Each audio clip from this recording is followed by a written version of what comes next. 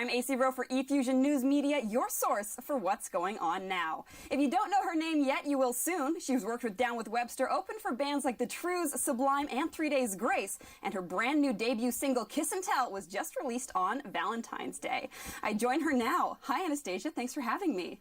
Thanks for having me. So, for the past few weeks, what has your life been like? The past 3 weeks have been absolutely intense. Every single day we're either having like a band rehearsal or in a studio recording or doing an interview like this or trying to plan the next step, the next single, getting ready for the radio campaign and just working. So it's been crazy. Definitely, I purchased a lot of sleep apps on my iPod. What's a sleep app? Sleep relaxation. Sounds of dolphins. Yeah, sounds of dolphins. You know, like chimpanzees. Actually, that's not really. That's so relaxing. Yeah, it's not that calm, but no, just like really cool like dream and sleep apps. So those have been helping a lot. So you just released your first single, Kiss and Tell, I did, on yes. iTunes on Valentine's Day. Yes. I see where you're going with that. Yeah. So tell me about the single. The single is very fun and flirty. It's a pop-driven song, basically about when you meet a guy and you really like him and you're into him and you guys are having a great, relationship, but then he ends up going and telling all his guys about it instead of like enjoying the relationship. So it's more about like women empowerment and just not making sure that the guy doesn't go and just kiss and tell. Yeah. Just enjoy the moment. Doesn't treat you like a conquest. Yeah, exactly. So you're not a mission. Your relationship isn't a mission, and to talk about. It's more like live in the moment. So when you said pop-driven, is that how you describe most of your sound? Yeah, I would describe my sound pop dance. So there's definitely a new dance element that we're using right now. Just a lot of the pop songs on the radio, they just have such a dance-driven side to them. So I'm definitely collaborating with some dance and maybe some housey stuff, but still very pop so that it obviously works on radio. Are you going to be one of these new artists that's throwing like a... what is the word? Dubstep? Dubstep! Are you going to have a dubstep bit in the middle of your song? Well, you know what? Even cute artists like Selena Gomez has a little dubstep, and Britney started it about 8 months ago or with End of the World. Exactly. Yeah. So now that that's broken out and we can use those kind of sounds to like give it a little edge, we will definitely be using some. Yes. You need a bass drop somewhere. Exactly. Yeah. New version of Kiss and Tell. Yeah. Is there an album in the works? Are you on your way? Yes, there is. However, it's still in the works, and I think we're going to focus on single-to-singles first. So we just released Kiss and Tell. We're working on our release date for the second single, and then there'll possibly be a third, and then we'll be talking about an album. But right now, I just have all of these songs, and I don't know where I'm going to go with them yet. So we just kind of want to enjoy the ride of the singles, because it's a lot of work, and if this is what it's like for just one single, I couldn't imagine promoting an entire album. So for now, I'm just getting into the swing of things, so we're going to do the single thing first. So in previous interviews, you've talked a lot about how your dad was a professional drummer. Do you think that it was his work in music that specifically influenced you to this line of work? I definitely do think that because family or music is in my family, that it has pushed me towards the music thing. Like I think I was just born with the musical talent or something. But I think that when I really realized that I was going to do it for a living was I had just finished schooling. I just did college. I did university. I was ready to go out and get the job, And then I ended up having this serious breakup, and I thought I was going to be with this guy for my entire life. And then when that kind of just stopped it, I realized anything can change at any time. And so I kind of was like, okay, I'm going to try the music thing. Like music came back to me, and it came to save me. So I basically just rode the train. I was like, you know what, I'm going to try it. And I'm so glad I did, because it's working out. So I'm very happy that that's kind of how it, I don't know, I guess a failed relationship was a blessing in disguise, because it kind of led to better things. That's such like an intense jump to make. What was the first step once you decide I'm not doing this anymore, I'm gonna do music, what's the first thing you do on that first day of the rest of your life? It was so scary. I remember the day I decided. You can actually pinpoint the moment. I can definitely pinpoint the moment. I had moved back into my parents' house, and this was very hard for me because I've been such an independent girl like my entire life. I've always lived on my own. So I moved back into my parents' house. I quit my jobs. I finished the schooling, and I started from scratch. So I sat there and I said, okay, I'm gonna write a song, and this will be the first song on the album. And then I just kind of kept writing, and I had this whole plan on releasing a four-song EP, but once I started getting involved with, like, once I started getting a manager, once I started realizing like what it was I needed to do, I realized that just coming out with an EP wasn't the best idea. So that's how the single developed. I just went out to BC and I came back and I wrote it, and I was like, okay, this is how we're gonna start. So is that going out to BC? Because I read somewhere that you just hopped on a plane and decided to go on a mini tour. Is that what that was? I had no money on me. I got on a plane. I flew out to BC. I asked one of my friends, Andrew, I said, can you play guitar? He's like, yeah, absolutely, I play guitar. Like, I will learn. I'm like, you're my guitar. guitarist. We're going on a plane. He put his air miles together. I put my air miles together. We got on this plane and we just went out there, and we were like practicing in parks, and we started messaging all kinds of like press and media there, and we are just like, hey, like, can we stop by? Like, new artists.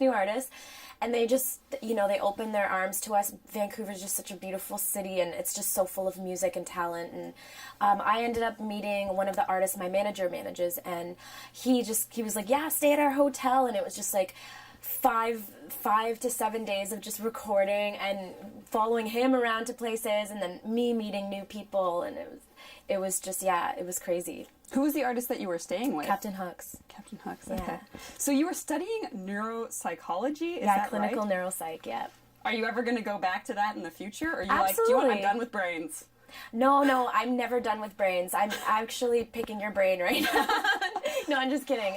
Don't get scared. What that itch was. No, I promise I'm not.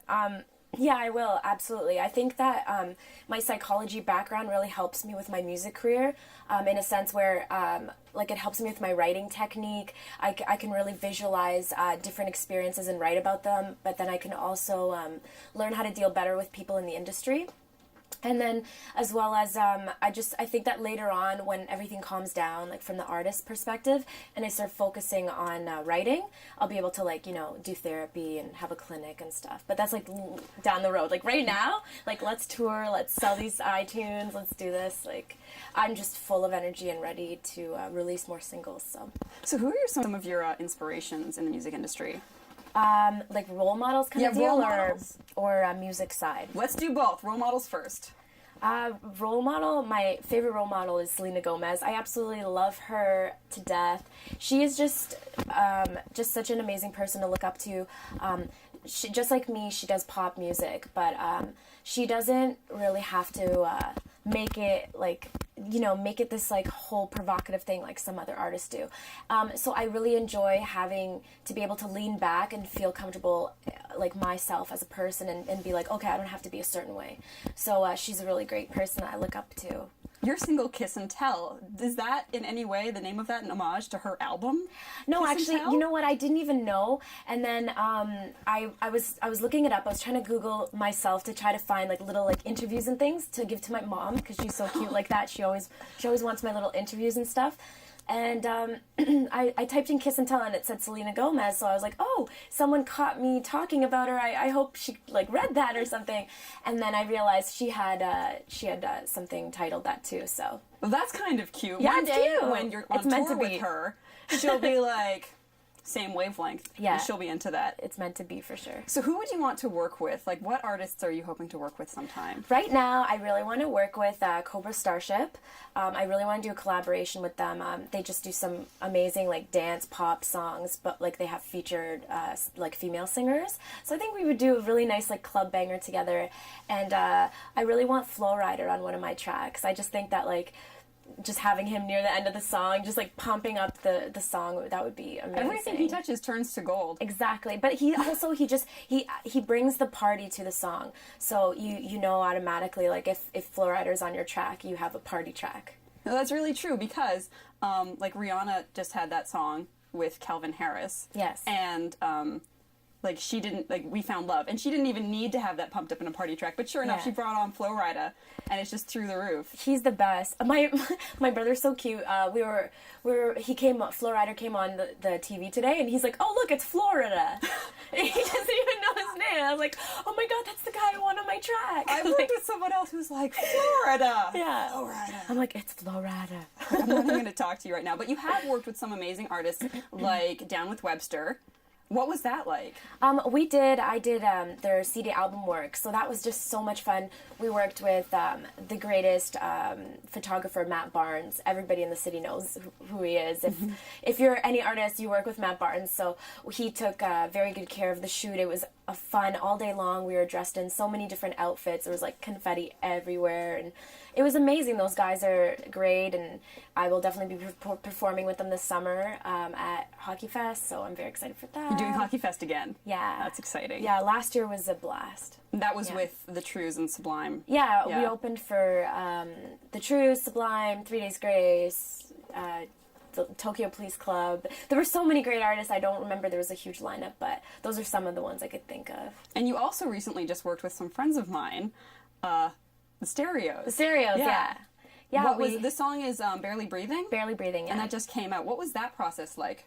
I had went on Much Music, and I did a couple episodes on Disband, and that's how we met. We met on set of Disband, and I was modeling for their album work as well. I used to do a lot of modeling, and I've calmed that down a bit now, but we met on set, and then their lead singer, Pat, he messaged me, and he said, "We'd love to have your voice on one of our tracks," so I ended up being on the Uncontrollable album that they just released last, so it was good. It was a good experience. So what's your song process? Like when you're writing a song, what's that process like?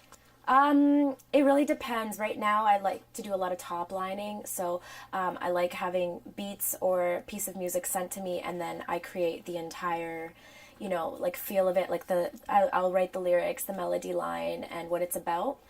That's just something I'm really passionate about right now. I find that like it's exciting to get new pieces of music in your inbox and then create a story out of it. So I love doing that. And then a friend of mine just gave me his keyboard. He used to be a DJ and an engineer, and he just gave me his keyboard, so I'm doing a lot of, playing around and stuff and finding different melodies and hooks, because pop music, it's all about hooks and choruses, so... So you're kind of like a singer-songwriter. You do both. You're not just Absolutely. You're not the hired guns. No, I started as a songwriter, and although I am looking forward to working with some songwriters in the future, I did write all my material. So my album is going to be very exciting for me, because it'll be very scary, because it'll be the first time I give everyone all my songs, like all at once. Sometimes I just like let people hear maybe one or two songs, and they're like, "Oh, great, your music's cute." But like all of it is going to be intense. I'm so excited. Is it extra intense because your lyrics are kind of autobiographical? Absolutely. A lot of the songs were about the breakup, and just about my experience being independent on my own, and just that this is my third country, so I've gone through so many different experiences, and having that out to the public is gonna be like, who knows what it'll be like. Maybe people will relate to it, and I'll feel really good about that experience, but who knows? I really don't know yet. Well, amazing albums come out of breakups, like Taylor Swift. Yeah. Like she built her career on Adele. a terrible, on terrible breakups. So this is your third country. Where did you start? Where were you born? I was born in Donetsk, Ukraine, and so I lived in Russia most of my early days, and then I kind of lived in Israel for about 7-8 years. My brother needed heart surgery, so we moved to Israel, and we actually ended up staying there, and then we moved to Canada, and of course I love Canada, so I'm here for good. Do you think that living in those places and that array of sounds influences your sound? Yeah, definitely. I mean, I have I have a European a little like side to my writing.